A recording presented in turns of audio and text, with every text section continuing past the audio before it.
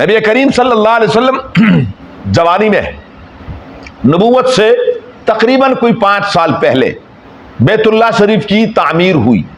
بیت اللہ شریف کی تعمیر کے لیے انہوں نے شرط یہ رکھی تھی کہ ہم ان کپڑوں میں کیا کرتے ہیں. عجیب و غریب ذہن تھا نا ان کا بھی, کہ لگے ان کپڑوں میں ہم گناہ بھی کرتے ہیں اور پھر ان کپڑوں کے ساتھ ہم آ کر بیت اللہ شریف کی کیا کریں, تعمیر کریں.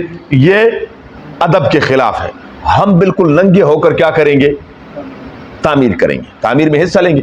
اب رسول اللہ مبارک نے بھی چاہا کہ میں بھی تعمیر میں کیا کروں, حصہ لوں. خود نبی کریم صلی حدیث ہے, رسول اللہ مبارک فرماتے ہیں میں بھی گیا.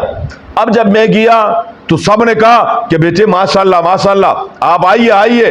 اب وہاں ابو طالب, حضرت عباس, یہ سارے بڑے بڑے رؤساء اور بڑے بڑے جو سردار تھے وہ سب ننگے کام کر رہے ہیں اور اس کو اپنے لیے بیت اللہ شریف کی عظمت تو ان کے دلوں میں تھی.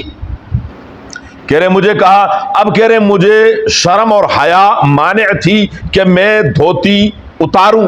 تو کہہ رہے کہ میں نے کہا کہ نہیں.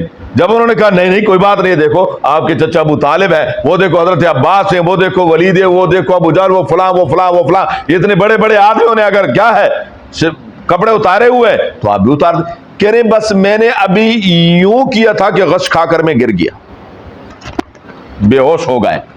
فرماتے جب مجھے ہوش آئی تو دیواریں مکمل ہو چکی تھی.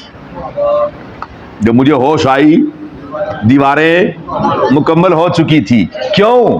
کل کو آپ صلی اللہ علیہ وسلم نے عریانیت کے خلاف آواز لگانی تھی اور آج آپ بے حیائی کا ارتکاب کرتے تو انہوں نے کیا کہنا تھا, کل تک تو آپ بھی ہمارے ساتھ تھے, آج آپ کہہ رہے ہیں کہ یوں ہے. نہیں نہیں نہیں نہیں, میں عرض یہ کر رہا